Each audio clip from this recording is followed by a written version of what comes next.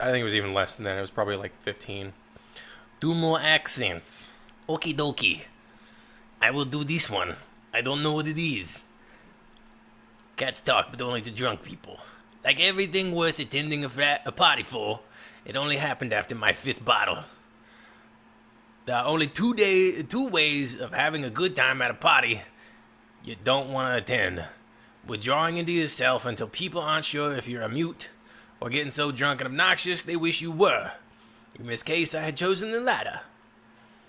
Hey, I was wondering if you want to go to my and yeah? Not my best pickup line.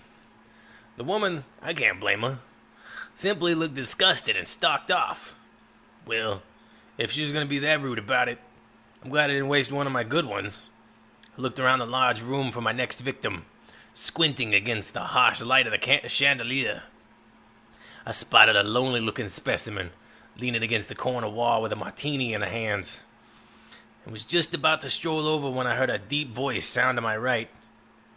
Dude, that was pathetic. I whipped around, but saw no one. Clearly whoever said that was too much of a coward to show their face. After glancing downwards to make sure both my feet were touching the ground, I spotted a hairless Siamese. I'm not much a fan of hairless cats, and I made sure to express this to the creature. You're the ugliest cat I've ever seen. To my surprise, it responded, in the same deep voice I'd heard earlier. Hey man, have you looked at yourself lately? You're not much of a catch either. I couldn't believe it. This cat could not only speak, it had the gall to insult my dashing good looks. Well, what do you know? You're a cat.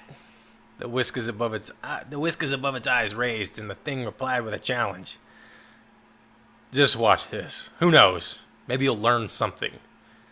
It patted over to someone who had clearly had 1 or 15 too many drinks. A girl in a tight dress, in a crazy mood. He lifted his tiny, freaking-looking face to hers and inquired, "What do you say we get out of here? I know a spot just upstairs where we could get to know each other better." The girl started, whipping her head downwards to find the source of the voice. She looked shocked for a moment, then burst out laughing. I began thinking of the best way to rub the obvious rejection in that smarmy, self-righteous freak's face. But after a bit of delay, the girl nodded and picked up the cat. As she started walking towards the stairwell, the cat looked back at me from over his shoulder and winked. What a joke. I have no idea what that voice is.